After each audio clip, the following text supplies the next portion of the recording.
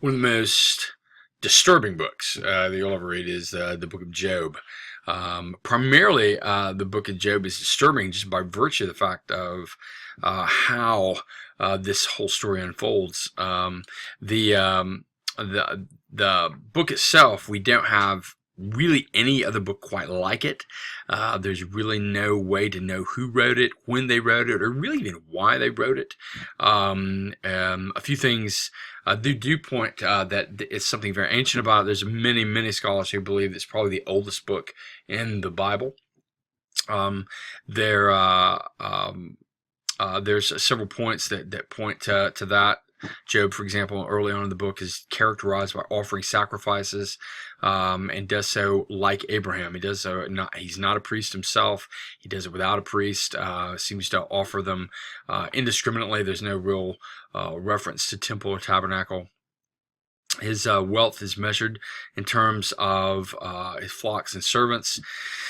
And even though this would have been pretty consistent throughout the ancient Near East time, it's in the narrative of the Old Testament. It tends to be patriarchal in its shape. He's got a long lifespan, like the patriarchs. There's many instances of older Hebrew in the book. There doesn't seem to be any reference whatsoever to the Mosaic law, to covenant, to Israel, to anything. And there does seem to be reference to things like systems of justice. He says that the poor, that he's navigated the poor justly at the gate and things like that. And he's obviously been a just guy with slaves and things like that. Slavery in and of itself looks more like Joseph. It seems to be a peaceful endeavor. Household slavery, with the well-being of the slave, has a significant aspect of things, rather than, say, post-Egypt, where slavery could take on a rather nasty sort of edge to it. Or beginning with Egypt, actually, and moving forward. Job is, I would say Job is not an Israelite. There's no real indication from either his name nor his home that he has a connection to Israel. And so scholars argue from multiple dates on the book. However, given the possible parallels, some scholars, including the one who wrote this PowerPoint, locates him somewhere around 800 BC. I think a better idea probably is to see him even further back than that. As far as at least the core of the book, maybe the way the book has finally been presented, and presented maybe in the 9th century. The prologue itself, Job 1 and 2, is kind of the part that's scary. You get introduced to God. You get introduced to the adversary, who seems to just kind of wander in, and God seems to hand Job over to him. And from Job chapter 3 to Job 31, you have Job in immense suffering, immense loss, and then in dialogue with his friends, Eliphaz, Bildad, and Zophar.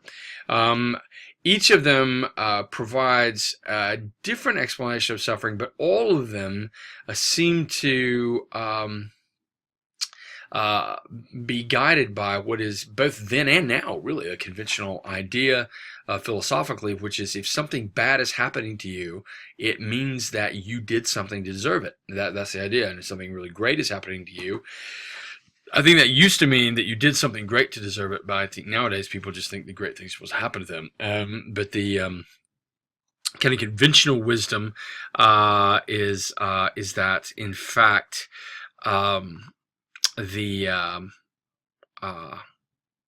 if you are suffering, really suffering, like Job is, you did something really horrible. And Job's friends throughout the narrative seem to think he knows what he did, and he's just not coughing it up. The last speech we see Job give is chapters 29 through 31, where this is, if you will, his final sort of final arguments, closing arguments to his friends, which include his claim to righteousness, and at more than one point. Elihu, who is a fourth guy, just comes in out of nowhere. It seems to be younger. Argues that punishment is also corrections. Job's been insincere in his prayers to God. And so it's really strange. Elihu seems to be younger than the other three, and seems to feel like he carries a far weightier argument than the other three as well. From Job 38 through 42, verse 6.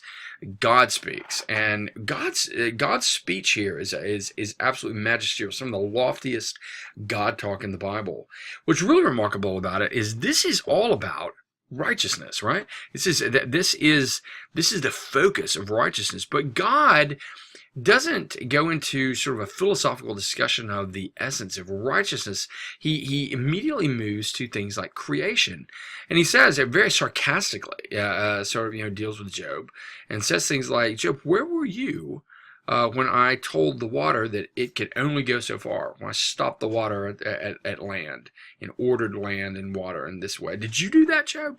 Of course, the answer to all these rhetorical questions is no. He says, I play with Leviathan and Behemoth, the two classic chaos monsters that are kind of known throughout the ancient Near East.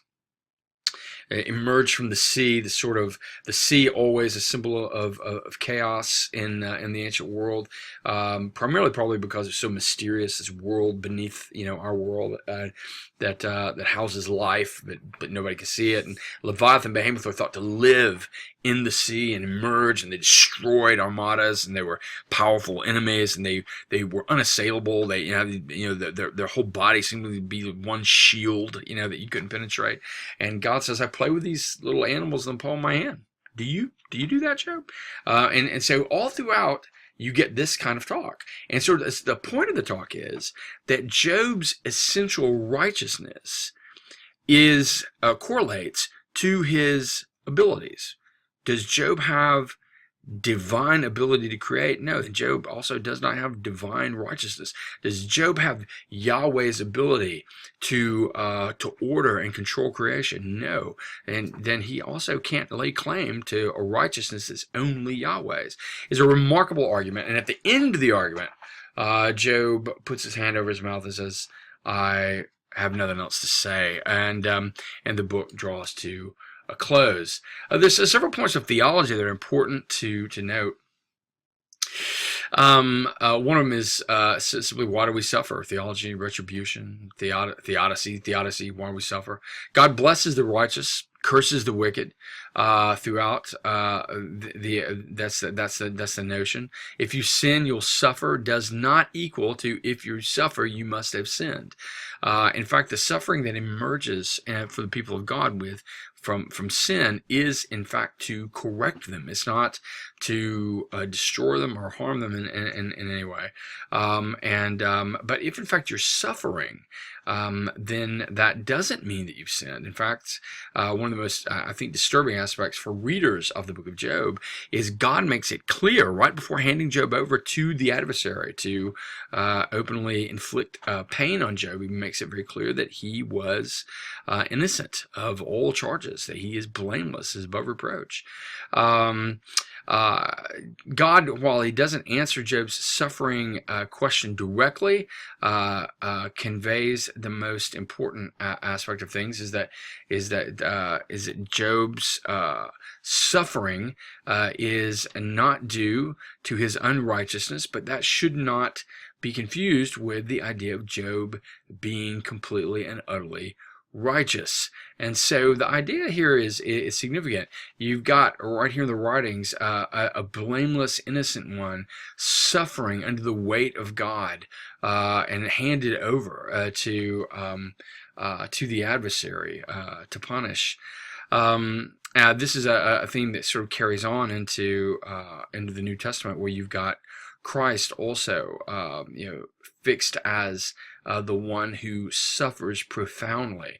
In fact, that's a good thing. If you've ever asked a question about suffering, and I don't know who hasn't, the idea kind of emerges. What is God good if there's evil and suffering? And I think a way to answer that question is to say, first of all, we just we can't really say why we suffer. We don't know. At times, there's just going to be times that you suffer, that you'll be in very, very dark places, and there won't be a ready answer. And I wish there was, but there's not. There hasn't been for me, and hasn't been for a load of people.